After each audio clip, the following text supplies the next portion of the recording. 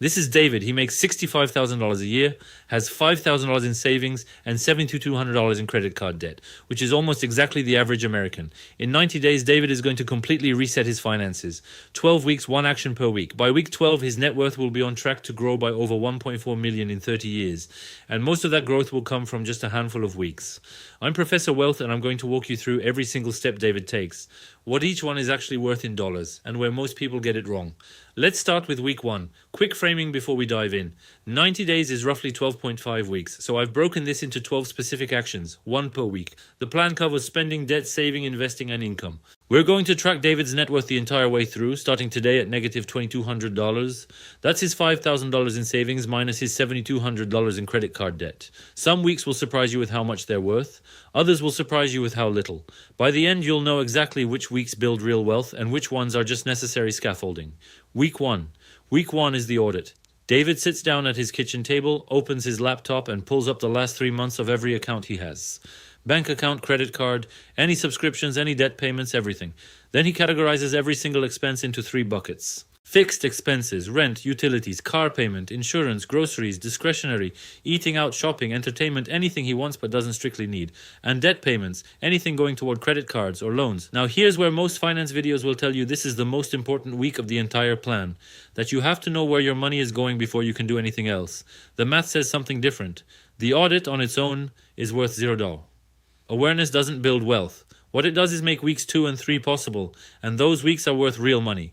So the audit isn't unimportant, it's just enabling, not earning. David finds something interesting in his audit. He spent $340 on food delivery last month.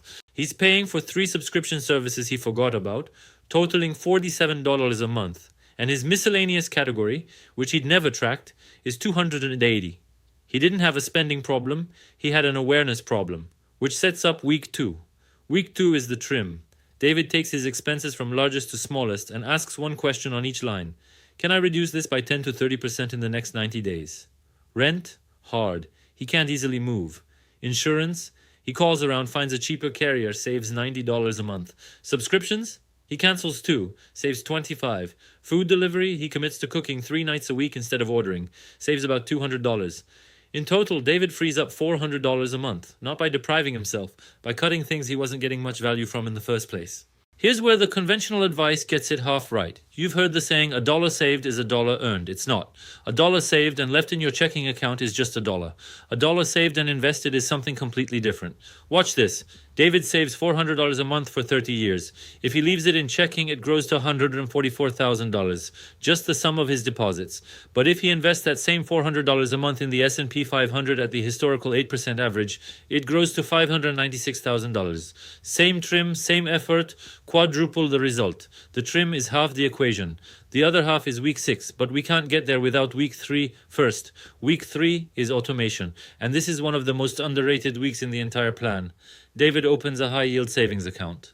As of right now, the best HISAs pay between 3.8 and 4%, which on $10,000 is roughly $400 a year. In interest, you'd get for nothing if you just moved your money. If your savings is sitting in a regular bank account paying 0.01%, you're leaving real money on the table. Then David sets up automatic transfers.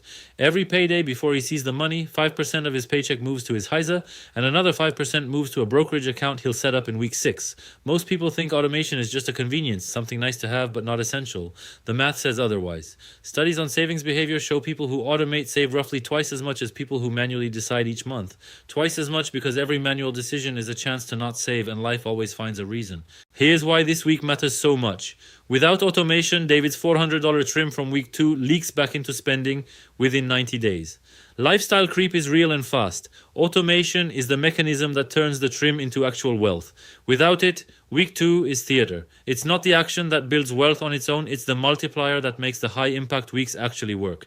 Week 4, the debt plan. Week 4 is dealing with high-interest debt. David has $7,200 on a credit card at 24% APR, almost exactly the average American. So he does 2 things. First, he picks up the phone and calls Chase. He says, I've been a customer for years. I always pay on time, but my interest rate is way above what other cards are offering. Can you lower it? 5-minute phone call.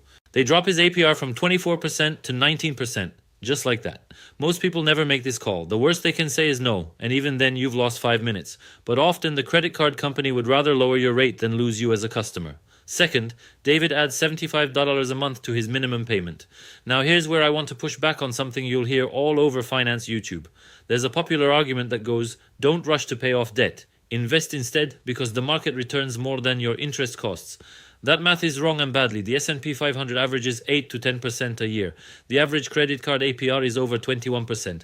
Paying off a credit card is a guaranteed 21% return. No investment David could make in the stock market beats that, and the stock market isn't even guaranteed. On David's 72 town halls, adding $75 a month to the minimum saves him 8 months of payments and roughly $1,400 in total interest. The APR negotiation saves him another $500, so one phone call and an extra $75 a month is worth nearly $2,000 to him. That's the 4-week foundation done. Let's check David's net worth tracker. He started at negative $2,200. With the trim, the automation kicking in, and the debt pay down accelerating, he's now at negative $1,400 and trending up. Part 2. Building. In week 5, build a $1,000 starter emergency fund. This sits in the HISA David opened in week 3, earning interest while it waits. You're going to hear 2 camps argue about this one. One camp says $1,000 isn't enough. You need 3 to 6 months of expenses before anything else matters. The other camp says skip the emergency fund entirely and invest everything. Both are wrong. Here's the math. 59% of Americans can't afford a $1,000 emergency. Think about that. The majority of this country is 1 car repair, 1 ER visit, 1 busted appliance away from going into debt. A $1,000 cushion covers more than 80% of the unexpected expenses Americans actually face. It's not a complete safety net, but it's the difference between handling a problem and adding it to your credit card. That makes this first $1,000 the highest leverage savings goal of the early plan, both psychologically and financially. Once you hit it, then you scale up to 3 to 6 months of expenses, but that's a marathon. The first $1,000 is the starting line. David hits it in 11 days. He sells an old laptop and a guitar he doesn't play. Combined with his week 2 savings flowing into the HISA, he crosses $1,000 fast. Week 6, start investing. The S&P 500 week 6 is the most important week of this entire 90-day plan. If you only do one thing from this video, make it this week. David opens a brokerage account, could be Fidelity, Vanguard, Schwab, M1, any major broker. He buys an S&P 500 index fund. The ticker for Vanguard's version is VOO. For Fidelity, it's FXAIX. Same product, different wrapper. That single purchase gives him ownership in 500 of the largest companies in America. Apple, Microsoft, Amazon, Google, Berkshire Hathaway, every name you've heard of. He doesn't have to pick stocks. He doesn't have to time the market. He just owns the whole thing. Then he sets up automatic monthly purchases, $400 a month tied to the week 3 automation. Set it once, never touch it again. Now, before David maxes out his S&P 500 contributions, there's one move that beats everything else in personal finance: the 401k employer match. If David's employer matches, say, 4% of his salary when he contributes to his 401k, that's free money. On a $65,000, a 4% match is $2,600 a year, tax-free. Instant 100% return on the money he contributes up to the match. There is no other investment in the world that comes close. If your employer offers a match, capture it before anything else, even before paying off the credit card in some cases. David checks, his employer matches 4%. He sets his 401k contribution to capture the full match. That's $2,600 a year he wasn't getting before, added to his trajectory automatically. Now back to the S&P 500. Look at this. If David invests $100 a month for 30 years at the historical 8% average, he ends up with $149,000. $500 a month gets him to $745,000. $1,000 a month gets him to $1.49 million. This is what compounding actually looks like. The first 10 years feel slow. The second 10 years feel okay. The third 10 years are where the magic happens. Most of David's gains come in the final decade. That's why starting now matters more than the amount. A 25-year-old who invests $200 a month ends up with more money at 65 than a 35-year-old who invests $400 a month. Same total contributions. Different starting line. This week is the one that builds the wealth. Every other week is either preparing for it or protecting it. David's net worth tracker is going to bend sharply upward over the next 30 years, and it's because of this single decision. Week 7, increase income. Week 7 is increasing income. And this is the week that competes with week 6 for total impact. You've heard the conventional wisdom. Cutting expenses is the safer, more reliable path. Increasing income is uncertain, depends on luck, harder to control. The math doesn't agree. Here's why. Cutting expenses has a flaw. David can't cut below 0. Even if he eliminated every single discretionary expense, he'd hit a wall. But income has no ceiling. David hasn't had a raise in 18 months, so he does 3 things. He researches salary benchmarks for his role on Glassdoor, LinkedIn, and Levels.fyi. He builds a one-page document listing his contributions over the last year, projects shipped, revenue impact, extra responsibilities. And he books a meeting with his manager. He asks for a 10% raise. He gets 7%. That's $4,550 a year more. Here's where most people stop thinking. They go, oh, cool, $4,550 a year. But watch the real math. That 7% raise compounds across his entire career. If David's salary keeps growing at 3% a year on the higher base, and he negotiates again every 2 to 3 years, that single 7% bump is worth roughly $300,000 in additional lifetime earnings before he invests any of it. Now layer this on top. If David takes that $4,550 raise and invests it instead of absorbing it into lifestyle, at 8% over 30 years, that single year's raise becomes $565,000. One conversation, one ask, $500,000. And if asking for a raise doesn't work, there are two other paths. Switching jobs every 2 to 3 years typically delivers a 30 to 40% salary bump compared to staying put, or building a side income. Freelancing a high income skill like coding or sales or video editing or a service business. The point is, there's no ceiling on this week. There's a hard ceiling on week 2. Week 8, write down a goal. Week 8 is short but worth doing. David picks one specific savings goal for the year, writes it down, and tells someone. He writes, by December 31st, I'll have $10,000 invested and $0 in credit card debt. Then he texts it to his sister. Sounds soft. Sounds like the kind of thing finance videos shouldn't bother with. But here's the data. Dr. Gail Matthews, a psychology professor at Dominican University, ran a study on goal setting. The result, people who write down their goals and share them with someone else are 42% more likely to achieve them than people who just keep them in their head. 42% for something that takes 5 minutes. This week has no direct dollar value. It's enabling like week 1, but it's the kind of enabling that compounds across every other week, so it stays in the plan. Part 3 is the optimization. Week 9 is where you decide what role credit cards play in your life.